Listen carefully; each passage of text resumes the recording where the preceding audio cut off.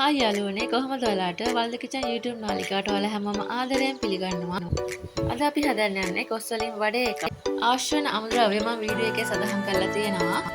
ඊට කලින් මතක් කරන්න ඕනේ ඔයාලා තාමත් අපේ වල්ද කිචන් YouTube නාලිකාව subscribe කරලා නැත්නම් අමතක නොකර අපේ channel එක subscribe කරලා යන්න අමතක කරන්න එපා.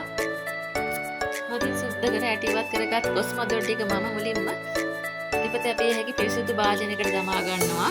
මම මෙතන ඇට ඉවත් කරගත් කොස් මදුරු ග්‍රෑම් 500ක් අරන් තිනවා. කොස් මදුරු ග්‍රෑම් 500ට මම වතුර මිලිලීටර් 350ක් එක් කරගන්නවා. ඒකම ලුණු පුරවලා තේ එකක් දාලා අතින් අදින් මිශ්‍ර කරලා ලිප තබා කොස් ටික තඹා ගන්නවා. ලිපේ ගෙන්ද සාමාන්‍ය ප්‍රමාණය තියක් හොඳින් කොස් ටික තඹා ගන්න. කොස් ටික හොඳින් තැඹුණාට පසු වතුර බේරෙන්න තබන්න.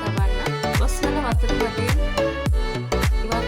පස්සේ කොස් ටික වංගෙඩියට හෝ බෙන්ඩ එකකට තමා හොඳින් කෑලි මස්ලින් කොටා ගන්න. කොටාගත් කොස් ටික පිටිසෙට තියෙන ලොකු භාජනයකට දමා ගන්න.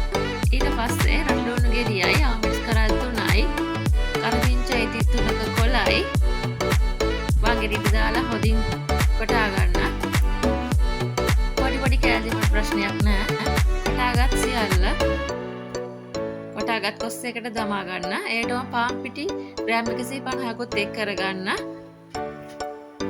ලුණු තේ හැන්දකුත් එක් කරගන්න. ඒටම බේකින් පවුඩර් තේ හැන්දකුත් එක් කරගන්න. ඊට පස්සේ අතින් හොඳින් මිශ්‍ර කරගන්න. සියල්ල එකට එකතු වෙනතුරු ඒට පුරවපු කෑලි මිරිස් තේ හැන්දි එකක් එක් කරගන්න. එයත් දමා හොඳින් මිශ්‍ර කරගන්න.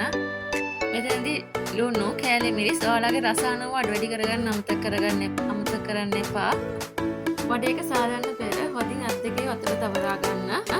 ඊට පස්සේ මිශ්‍රණයේ කොටසක් කරන් අතේ අල්ල මත තබා ගන්න. අල්ල මත තබාගත් මිශ්‍රණය රවුමට සාදා චුට්ටක් විතර තුනී කරලා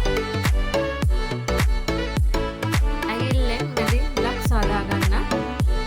තාච්චියක් ටිකමක තබා ගොඩක් රත් වූ පසු ඒට වඩේ ටික බැද ගැනීමට අවශ්‍ය වන තරමට තෙල් දමා ගන්න.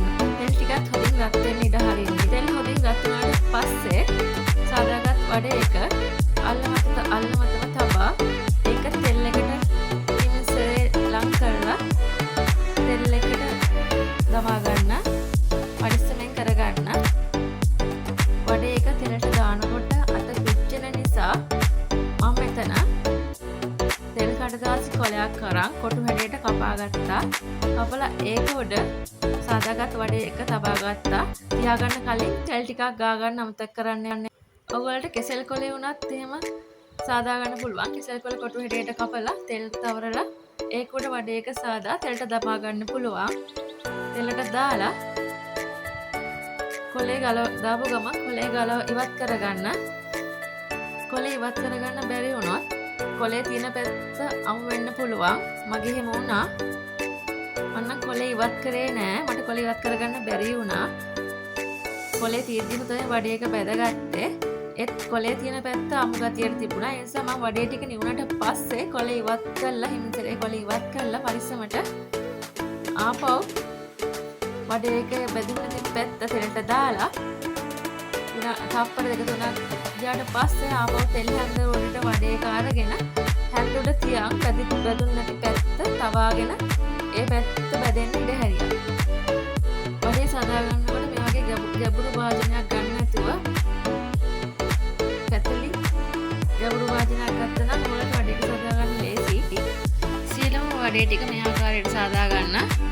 ඉතින් ඔයාලට පුළුවන් මේ වඩේ එක කිසිම දෙයක් නැතුව නිකන් කන්නත් නැත්තම් ඔයාලා කැමති දෙයක් එක්ක මේ වඩේ එක ආහාරයට ගන්න පුළුවන්. ඇත්තටම මේ වඩේ එක හරිම රසයි. ඉතින් ඔයාලා මේ වඩේ එක හදලා රස බලලා අපිට කියන්න රස කොහොමද කියලා මතක කරන්න එපා. නැවත මේ වගේ රසවත් වීඩියෝ එකකින් ඔයාලා මුණ ගැහෙන්න බලාපොරොත්තු වෙන. අදට අපි මේ වීඩියෝ එක අවසන් කරනවා. ඔයාලා හැමෝටම සුබ දවසක්. ජය වේවා.